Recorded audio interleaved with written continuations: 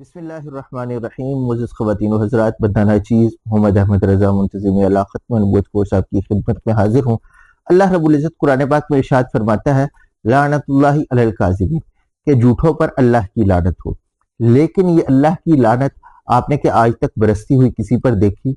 اگر نہیں دیکھی تو آئیں ہم آپ کو دکھاتے ہیں مرزا غلام قادیانی کی صورت میں۔ مرزا غلام قادیانی اپنی کتاب روحانی خزائن جلد 22 صفحہ نمبر 119 پہ لکھتا ہے کہ اس شخص کی حالت ایک مخبوط الحواس انسان کی حالت ہے کہ اگر کھلا کھلا تناقض اپنے کلام میں رکھتا ہے۔ تو پتہ چلا کہ مرزا صاحب فتویٰ یہ دے رہے ہیں کہ جس کے کلام میں کھلا کھلا تناقض یعنی دوہرا پن ہوگا، اس کی حالت ایک مخبوط الحواس انسان کی ہے، جبکہ اللہ کا فتویٰ یہ ہے کہ لعنت اللہ علی الکاذبین، جھوٹے پر اللہ کی لعنت ہوتی ہے۔ اب دیکھتے ہیں مرزا قادیانی اپنے اس قائم کردہ اصول پہ کتنا پورا اترتا ہے۔ تو معزز سامعین، مرزا غلام قادیانی اپنی کتاب روحانی خزائن جلد 14 صفحہ نمبر 411 پر لکھتا ہے کہ قرآن کے روح سے حضرت صلی اللہ علیہ وآلہ وسلم کے بعد کسی نبی کا آنا ممنوع ہے۔ معزز سامعین، اب ہم نے دو چیزیں دیکھیں، ایک یہ کہ مرزا غلام قادیانی کہہ رہا ہے کہ جس کے کلام میں تناقض پایا جائے، دوہرا پن پایا جائے، وہ مخبوط الحواس شخص ہے۔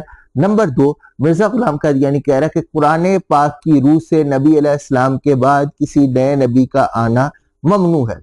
لیکن جب ملکہ وکٹوریہ برٹش گورنمنٹ کی طرف سے ڈکٹیشن ملی کہ مرزا قادیانی اب تم نبوت کا دعویٰ کر دو، تو مرزا غلام قادیانی اپنی کتاب روحانی خزائن جلد 22 صفحہ نمبر 153 اور 154 پہ لکھتا ہے، 153 کا آخر ہے، مرزا قادیانی لکھتا ہے مگر بعد میں جو خدا تعالیٰ کی وہی بارش کی طرح میرے پر نازل ہوئی، اس نے مجھے اس عقیدے پر قائم نہ رہنے دیا اور صریح طور پر نبی کا خطاب مجھے دیا گیا۔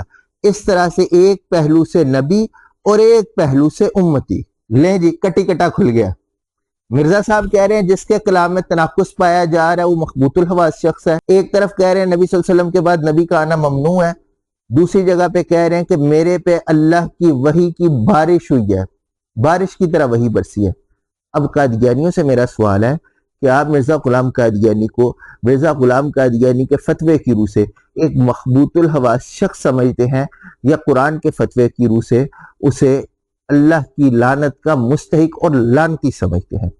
فیصلہ آپ نے کرنا ہے۔ آخر میں بس اتنا کہوں گا کہ قادیاں کے ذلہ خوروں کو نچایا جائے گا، غیرت اسلام کا ڈنکا بجایا جائے گا، صورت حالات کے ویرانہ آباد میں دبدبہ فاروق اعظم کا بٹھایا جائے گا۔ السلام علیکم ورحمۃ اللہ۔